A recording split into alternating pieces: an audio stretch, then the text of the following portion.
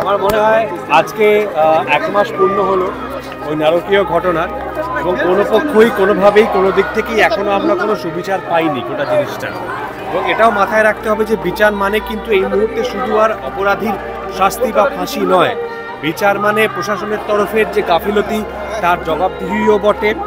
বিচার মানে কিন্তু এই যে বারবার করে বলা হচ্ছে রাত দখলের লড়াই, সেই রাত দখলের কথাটা কেন বলা হচ্ছে সেটা যদি কেউ না বুঝতে পেরে থাকে সেইটারও বিচার, বা এই দীর্ঘ বছর সময় ধরে চলে আসা, দশকের পর দশক ধরে চলে আসা নারী পুরুষ অসাম্যের বিচার কোথাও একটা, এই অসাম্যের ধারণাই কিন্তু ধর্ষকদের মাথার মধ্যে বুঝে থাকে বা বসে থাকে, যেখান থেকে ধর্ষণের মতো একটা ঘৃণ্য কাজের জন্ম হয়।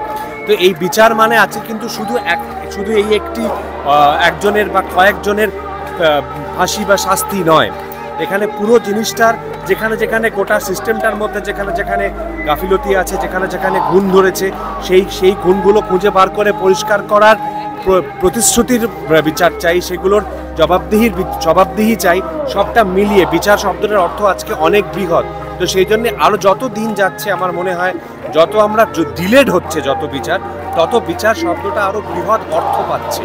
তো সেই কারণে আমার মনে হয় যে যেভাবে স্বতঃস্ফূর্ত আন্দোলনে আমরা দেখেছি, প্রতিবাদে দেখেছি আমরা মানুষদের রাস্তায় নামতে গত 1 মাস ধরে, তাতে আজকে কিন্তু এই আন্দোলনটা একটা খুব বড় কথা বলছে। সেই বড় কথাটা যেরকম অভয়ার জন্যে, যেরকম তিলোত্তমার জন্যে, যেরকম আরজি করের ঘটনার জন্যে, তেমনই সেটা কিন্তু বদলাপুরে ঘটে যাওয়া ঘটনার জন্যে, তেমনই সেটা কিন্তু উজ্জয়নে গত 2 দিন আগে ফুটপাতে একটি ধর্ষণের ঘটনা ঘটেছে সেটার জন্যে, তেমনই কিন্তু ওভারঅল এই অসাম্যের ধারণা, অসাম্যের ভাবনা যেখান থেকে এই ধরনের ঘটনা ঘটতে পারে সেইটার বিচার, এবং অবশ্যই এই আশু ঘটনার ইমিনেন্ট যে ঘটনা তার বিচার দরকার। এবং তার সঙ্গে তার পিছনে যারা যারা জড়িত আছেন, যে কোনো রকমভাবে যারা এই গোটা ব্যবস্থাকে, গোটা স্বাস্থ্য ব্যবস্থাকে, গোটা হাসপাতাল ব্যবস্থাকে কলুষিত করেছেন, তাদেরও বিচার দরকার।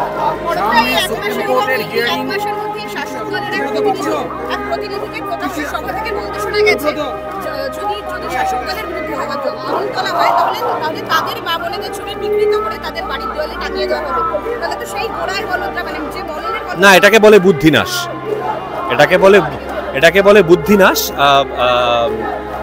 মানে সম্পূর্ণ উন্মাদ, এবং উন্মাদ বলে তাদের আমি মানে কি বলবো, নিউরোডাইভার্জেন্ট যে কমিউনিটি, তাদের ছোট করতে চাই না। এই কথা যারা বলতে পারেন তাদের দৃষ্টান্তমূলক শাস্তি প্রাপ্য। ওই লোকটি সাসপেন্ড হয়েছেন বলে জানি দল থেকে আর কি, তার এগেনস্টে শাস্তিমূলক ব্যবস্থা নেওয়া হয়েছে, যেটা অত্যন্ত স্বাগত পদক্ষেপ। কিন্তু এরম কথা যে বলা যেতে পারে এরম একটা ঘটনার পরিপ্রেক্ষিতে, সেটা এই মুহূর্তে ভারতবর্ষের মানে পুরুষতন্ত্র পেট্রিয়ার্কি কোথায় গেছে আজকে, এবং রাজনীতির মান কোথায় নেমেছে তার পরিচয়ক।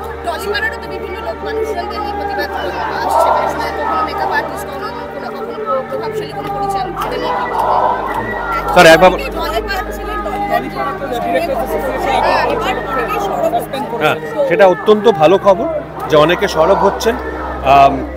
সেক্সুয়াল অফেন্স বা সেক্সুয়াল হ্যারাসমেন্ট এমন একটা জিনিস যেটা আমরা ভাবি বা সাধারণ মানুষের কাছে হয়তো মনে হয় সেক্সুয়াল হ্যারাসমেন্ট জিনিসটা হচ্ছে ফিজিক্যাল কন্ট্যাক্ট হলে একমাত্র সেক্সুয়াল হ্যারাসমেন্ট হয়। এই অ্যাওয়ারনেস বা এই সচেতনতা আজকের সময়ে দাঁড়িয়ে, আজকের দিনে দাঁড়িয়ে জাগিয়ে তোলার সময় এসেছে যে সেক্সুয়াল হ্যারাসমেন্ট কিন্তু অনেক বেসিক জায়গা থেকে শুরু হয়, যেখানে একটি কর্মক্ষেত্রে মহিলাদের সামনে কয়েকজন পুরুষ অবলীলাক্রমে কি বলবো, যৌনগন্ধি জোকস বলতে পারেন বা যে কোনো কথা বলতে পারেন, এবং ধরে নেওয়া হয় যে মহিলারা সেটা তাতে হেসে হেসে সায় দেবেন। এইখান থেকে সেক্সুয়াল হ্যারাসমেন্টের নর্মালাইজেশন শুরু হয়। তো এই প্রসঙ্গে যারা যে সমস্ত নারীবাদী সংগঠন এই নারীদের স্বাধীনতা এবং সেক্সুয়াল হ্যারাসমেন্টের এগেনস্টে সুরক্ষা নিয়ে কাজ করছেন বহুদিন ধরে, আজকে তাদের বক্তব্যগুলো এই আবহাওয়ায় আরও গুরুত্ব পাচ্ছে। ইটস ভেরি আনফর্চুনেট যে এরকম একটা ঘটনা ঘটতে হলো এই কথাগুলোকে গুরুত্ব পাওয়ার জন্যে, কারণ যারা এগুলো নিয়ে কাজ করার তারা কিন্তু অনেক দিন ধরে করছেন।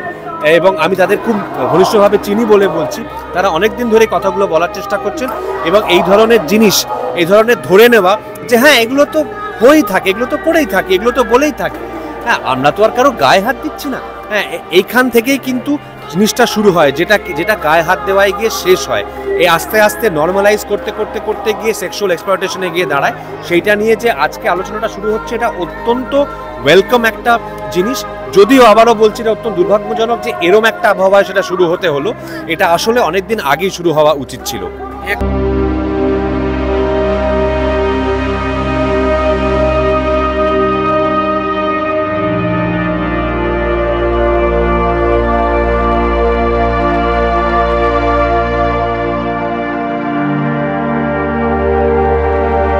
তো আমার মনে হয় রাজ্য প্রশাসনের কাছে তাদের গাফিলতির জন্য জবাবদিহি আমাদের চাইতে হবে। যে গাফিলতিগুলোর জন্য এরকম একটা ঘটনা ঘটতে পারে, যে গাফিলতিগুলির কথা উঠে আসছে, যে এই যে নানা রকম স্বাস্থ্য মানে মেডিকেল কলেজগুলিতে নানা রকম করাপশনের কথা আমরা শুনতে পাচ্ছি, নানা রকম র্যাকেটের কথা আমরা শুনতে পাচ্ছি, সেগুলোর জবাবদিহি যেরকম রাজ্য প্রশাসনকে করতে হবে, তেমনি কিন্তু কোথাও একটা সিবিআইকেও এটা জবাবদিহি করতে হবে যে তাদের এত সময় লাগছে কেন এরকম একটি ঘটনার। বিশেষ করে তাদের দিকে আঙুল উঠবেই, কারণ আমরা সকলেই জানি যে সিবিআই এরও কিন্তু যতই তারা কেন্দ্রীয় সংস্থা হন না কেন, তাদের সাফল্যের হার খুব মানে বিরাট যে অপটিমিস্টিক করে তোলে এমনটা নয়। কিন্তু আমরা চাইবো যে এই কেসটির ক্ষেত্রে যেন ইমিডিয়েটলি এটার একটা সুরাহা হয় এবং যেভাবে এটার সঙ্গে যুক্ত তারা সকলে যেন ধরা পড়ে। তার বাবা মা আজকে রাষ্ট্রীয় ভোগে এসে তারা প্রশ্ন তুলেছেন যে আরজিকরের ঘটনা, আরজিকরেই পোস্টমর্টেম হলো এবং সূর্য ডোবার পরে পোস্টমর্টেম কেন হলো তাই নিয়ে তারা প্রশ্ন তুলেছেন, তাই নিয়ে তারা বিচার চাইছেন। অনেকগুলোই ব্যাপার আছে এখানে, এগুলো অনেকগুলো জিনিস আছে, এটা নিয়ে কোনো সন্দেহ নেই। দেখতেই পাওয়া যাচ্ছে যে এই ঘটনাটা অত্যন্ত দুর্ভাগ্যজনক। ঘটনাটা ঘটার পরে এটার গোটা সিচুয়েশনের যে হ্যান্ডলিং যাকে বলে, সেই হ্যান্ডলিংটা আপ টু দ্য মার্ক হয়নি। এটা নতুন করে বলে দেওয়ার কারণে শিশুও বুঝতে পারছে সেটা। তার মধ্যে অনেক স্ন্যাক আছে, অনেক গলদ আছে এবং সব থেকে বড় কথা যে অধ্যক্ষর আন্ডারে, যে অধ্যক্ষ প্রিন্সিপাল থাকাকালীন এবং পরবর্তীতে দেখা যাচ্ছে সেই অধ্যক্ষ এতটা করাপ্ট একজন মানুষ, তিনি অধ্যক্ষ থাকাকালীন এরকম একটা ঘটনা যেখানে ঘটতে পারে, সেই অধ্যক্ষকে কি করে দুদিনের মধ্যে ক্যালকাটা ন্যাশনাল মেডিকেল কলেজে ট্রান্সফার করা হয়, এটাও তো অবাক লাগার জিনিস। এই জবাবদিহিগুলোই তো রাজ্য প্রশাসনকে এই মুহূর্তে করতে হবে, কেননা এই কেসের তদন্তের ভার তো এই মুহূর্তে কেন্দ্রীয় সংস্থার হাতে, সেটা রাজ্য চাইলেও সেখানে কিছু করতে পারবে না। কিন্তু এই গাফিলতিগুলির, অন্য যে ফটকাগুলি আছে, সেগুলি জবাবদিহি রাজ্য প্রশাসনকে করতে হবে। শাসক বলো বা বিরোধী বলো, যখনই তারা কোনো রকম সভায় বসে, বিতর্ক সভায় বসলে তারা বিভিন্ন অন্যান্য রাজ্যগুলো যা হয়েছে সেগুলোর এক্সাম্পল টেনে আনছে।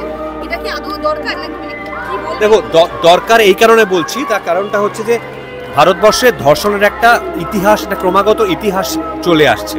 সেটা নির্ভয়া থেকে শুরু করে তার আগে কি হতো না হতো, কিন্তু যেটা হয়েছে যে ধর্ষণকে নর্মালাইজ করার একটা জায়গায় আমরা অলমোস্ট চলে গেছি। ও তো রোজকার ব্যাপার, মানে রেগুলার বেসিসে ঘটে। উন্নাওতে ঘটনাটা ঘটেছে কোথায়? রাস্তায় আমরা দেখেছি কাউকে হাতরাস যখন এরকম ঘটনাটা ঘটেছে কেন? তারা গ্রামের মধ্যে মানে একটা ক্ষেতের মধ্যে ঘটনাটা ঘটেছে বলে। বিলকিস বানোর কথা এখানে আমি বলতে চাই।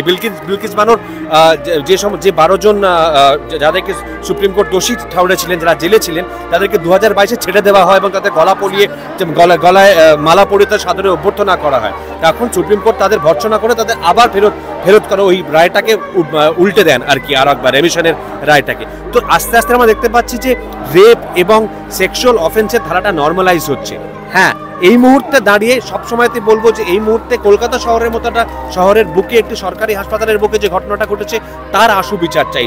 এইটা হচ্ছে এই মুহূর্তের দাবি 100 বার। কিন্তু সেই প্রসঙ্গে যা অতীতে ঘটেছে সেটার কথা বলতে হবে এবং যা আগামীতে ঘটবে তার বিরুদ্ধে ব্যবস্থা নিতে হবে, যাতে ধর্ষণের মতো একটা জিনিস যাতে ক্রমাগত দিনে দিনে নর্মালাইজ না হয়। প্রত্যেকের জন্য অ্যাকাউন্টেবল, রাজ্য প্রশাসন অ্যাকাউন্টেবল, অন্যান্য যে রাজ্যে যেখানে করছে তারা অ্যাকাউন্টেবল, কেন্দ্রের কেন্দ্রশাসিত অঞ্চলে যদি ঘটে তাহলে তারা অ্যাকাউন্টেবল।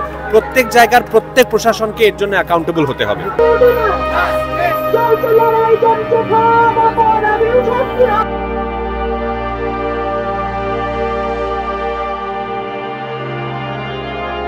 দেখো, আমরা সকলে খুব আশাবাদী, সেই জন্যই আমরা রাস্তায় নেমেছি, মিছিল করছি, প্রতিবাদী মিছিল। আমরা আশাবাদী বলেই করছি এবং আমরা প্রচন্ড পরিমাণে আশাবাদী যে বিচার তো পাবোই, বিচার আমাদের ছিনিয়ে নিতে হবে, এটুকুই বলবো ব্যাস।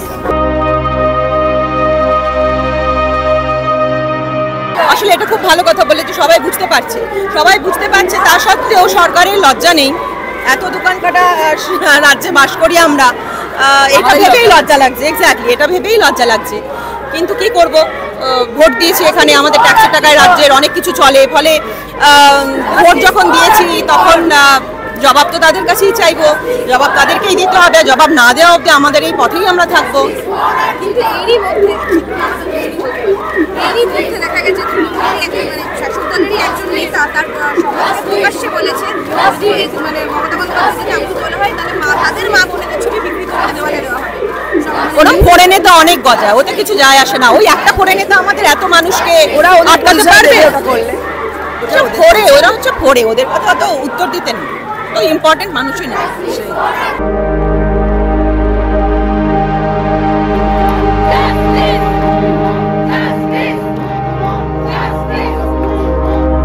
আমরা সবাই আশাবাদী যে এই বিচার নিশ্চয়ই হবে। 1 মাস লাগুক, 1 বছর লাগুক, এই বিচার যেন সফলতা পায়, এটার জন্য এত মিছিল, এত কাজ চলেছে, এত কাজ। তাই জন্য hope for the best, positive থাকবো সবসময়।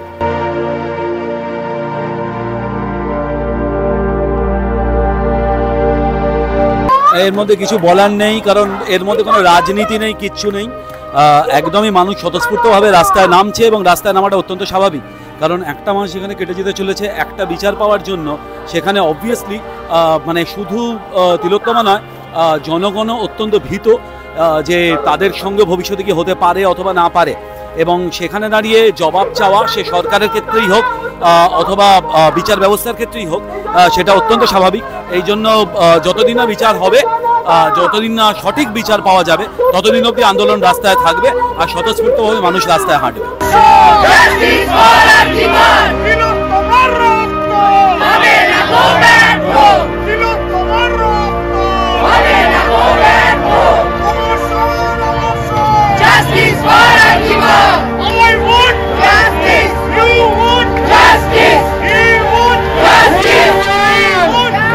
রাতে মানে একদম এমন হচ্ছে, মনের রাগটা আরো বেরিয়ে আসছে, এমন হচ্ছে রাতে ঘুম হচ্ছে না, এরকম ব্যাপার।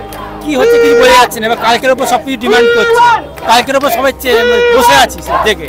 এটাই একটাই সর্ব, জাস্টিস, জাস্টিস আর জাস্টিস।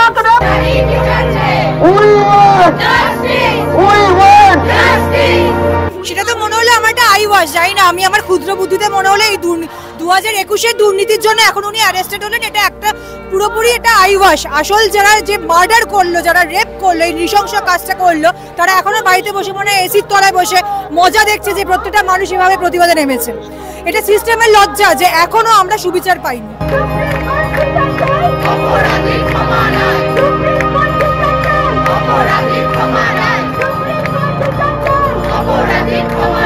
সব অধরা, একমাত্র আমরাই পাগলের মতো চেঁচিয়ে যাচ্ছি আর চেঁচিয়ে যাবো যতক্ষণ আমরা এটার কোনো সলিউশন পাচ্ছি।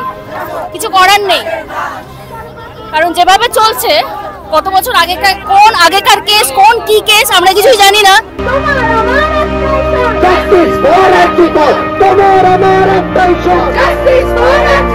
সব হবে, বিচারের উপরে আশা আছে। যদি না হয় পথে নেমেই আমরা বিচার নিজেরা তৈরি করে নেবো, আদায় করে নেবো। আমরা জানি রাস্তায় নেমে অধিকার কিভাবে কাটতে হয়, অধিকার কিভাবে পেতে হয়, সব প্রশ্নের উত্তর পাবে, তবে এই মিছিল থামবে। হ্যাঁ, আসছে।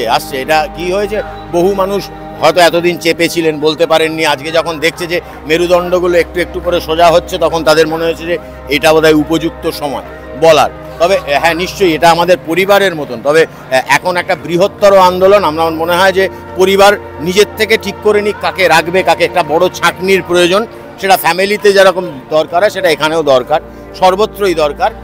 আমার মনে হয় যে এখন এই লড়াইটা আগে, এবং অবশ্যই নিজেদের শুদ্ধিকরণ তারপর অবশ্যই প্রয়োজন আছে ওই ছাঁকনিটা।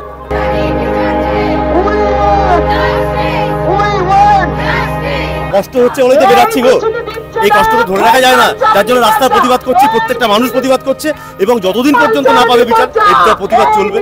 ব্যাস, এটাই তো কথা, আর তো কোনো কথা নেই। কিসের জন্য প্রতিবাদ? তোমাদের জন্য, আমাদের জন্য, প্রত্যেকের জন্য। আমি আমার ঘরের জন্য প্রতিবাদ করছি, এবং প্রতিবাদ জারি থাকবে। শাসক তোমার পিছে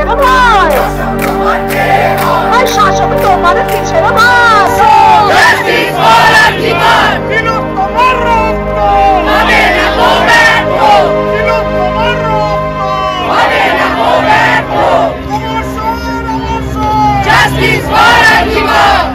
টলিউডের latest update, gossip and entertainment পেতে সাবস্ক্রাইব করুন শুধুমাত্র সিটি সিনেমা আর ফলো করুন সিটি সিনেমার Instagram, Facebook, Twitter and share chat